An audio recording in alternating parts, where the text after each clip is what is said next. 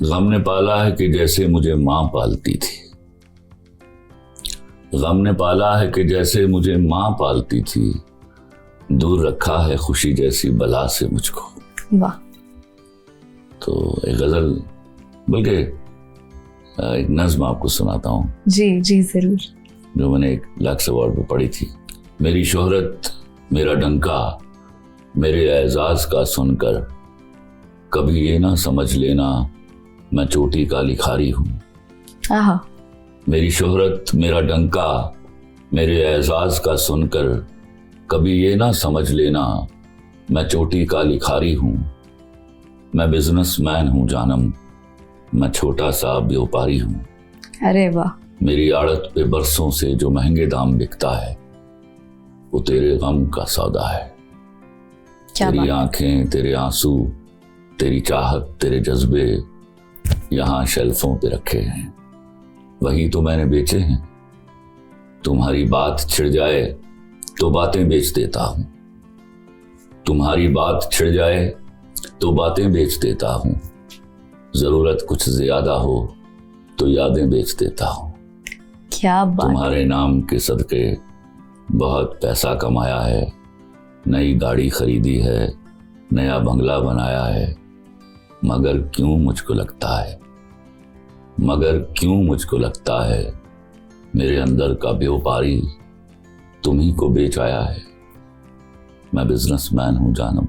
वाह। मैं बिजनेसमैन हूँ जानम। क्या बात। एक्सीलेंट एक्सीलेंट, कमाल कर दिया सर आप। सर आपका ड्रामा मेरे पास तुम हो, आपकी मूवीज तो हम सिनेमा में देखते हैं, लेकिन ये जो ड्रामा था मेरे पास तुम हो, इसकी लास्ट एपिसोड भी सिनेमा में दिखाई गई थी। लोगों ने सिनेमा घरों का रुख कर लिया था। प्यारे अब से लास्ट एपिसोड भी सिनेमा जी बिल्कुल कराची में। एग्जैक्टली। और सर कैसा लगता है कि जब आखिरी एपिसोड भी लोग सिनेमा में देखे? मूवीज तो लोग देखते हैं, लेकिन कभी ये नहीं पता कि ड्रामा जब आखिरी एपिसोड चल रहा था तो मैंने 5 मिनट तकरीर की ऑडियंस के सामने। उनको समझाया कि देखो ये ड्रामा है। अच्छा। खुदा का वास्ता है, इसको दिल पर मत लीजिएगा। तकरीर का कोई फायदा नहीं हुआ। ये ड्रामा खत्म हुआ, उधर कई औरतें पिल पड़ी मेरे ऊपर। हाँ। कोई तो मुझे झोली उठा कर थी। अल्लाह को लो पाएंगा तुम, क्योंकि आपने अफजल को मारा क्यों? उसको मैं अफजल को, दानिश को। जी दानिश को। एग्जैक्टली। बल्कि मुझे अच्छी तरह याद है। सर क्यों मारा था वैसे, ये सवाल है। वो मैंने कहीं ना एक प्रेस कॉन्फ्रेंस थी इस्लामाबाद में जी, तो वहां भी ये सवाल पूछा गया। मैंने उसको कहा मैं 2 दुआएं मांगता हूँ नमाज के बाद, एक रोकर और एक हंस के। रोकर ये दुआ मांगता हूँ जी कि अल्लाह कभी किसी बाप के कंधे पर औलाद का जनाजा ना हो, और हंस के मांगता हूँ कि अल्लाह कभी किसी मर्द में इश्क ना हो जाए, कभी ना मर जाए।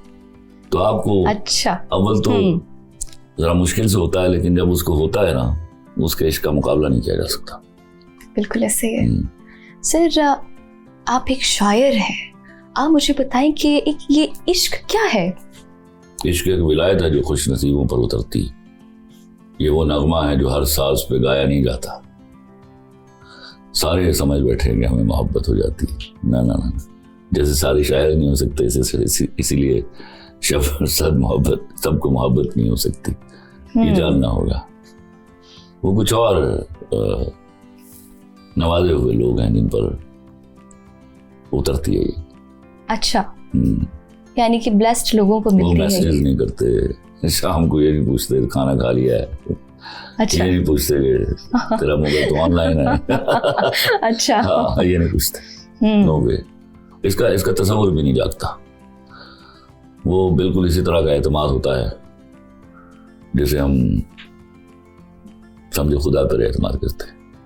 मोहब्बत की और चीज वो एक्चुअली जिसको मोहब्बत बोलता हूँ मैं जी, वो खुदा तक पहुंचने का रास्ता है। कमर साहब, सुना है आप पाकिस्तान के सबसे महंगे लिखारी हैं। अगला सवाल। हाँ। बताएं ना। क्या ये सच है? अल्लाह जाने, वो जिनसे पैसे लेता हूँ उनसे पूछ लेना। चले ठीक है। कमर साहब, आपने एक इंटरव्यू में कहा था कि अक्सर लोगों के ऊपर टफ टाइम आ जाता है और लेकिन इंसान मूव ऑन कर लेता है, लेकिन इस वतन मूव ऑन में किस सेंस में? देखिए, दो तरह के मूव ऑन है जी एक आप फाइनेंशियली स्क्रूड हो जी और आप मूव ऑन करते हैं by your share hard work. एक होता है कि आप रिलेशन में हैं जी और आपको पता चलता है कि आपसे गलती हो गई है। दो तरह के मूव ऑन। बिल्कुल ऐसा ही है। तुम किसकी बात करी? आपके अंदर ये जो एक लगन और एक पैशन इस वतन को लेकर जो है, ये हर कोई देख रहा है, हर कोई जानता है, लेकिन इस वतन ने, या शायद मुझे ऐसा लगता है कि पाकिस्तान ने वो साथ नहीं दिया जब आपको जरूरत थी। और नहीं, आपने बोला कि शायद वो मरियम जी उस ग्रुप को मैं जानता हूँ, उसने मेरा कभी भी साथ नहीं देना था। और मैं आज तक इस बात पे दुखी हूँ कि मेरे साथ मेरे मुल्क की इज्जत जुड़ी हुई थी। जी बिल्कुल। आप लोगों ने मुझे इंसल्ट नहीं किया, आपने मेरे मुल्क को इंसल्ट किया है। बिल्कुल ऐसा। और मैं वो आदमी जो पहली दफा मुल्क से बाहर गया फॉर 7 days, तो मैं जब उतरा तो मैंने जहाज से उतर के जमीन को चूमा था।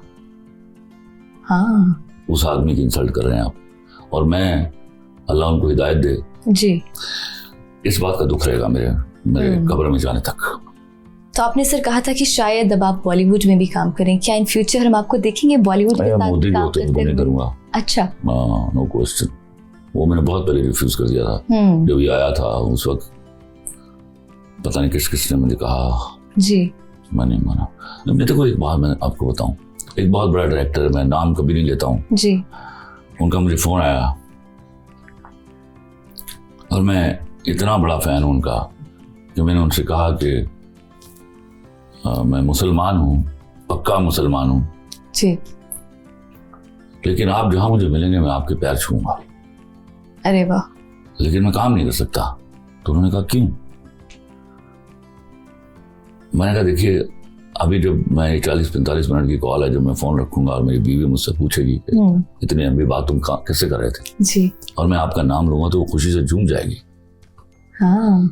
लेकिन आप जब फोन रखेंगे, ये 2011 की बात है, और आपसे कोई पूछेगा कि जनाब आप इतनी लंबी कॉल किससे बात कर रहे थे, तो आप कहेंगे मैं खलील रहमान कमर से बात कर रहा था। तो वो पूछेंगे कौन खलील रहमान कमर?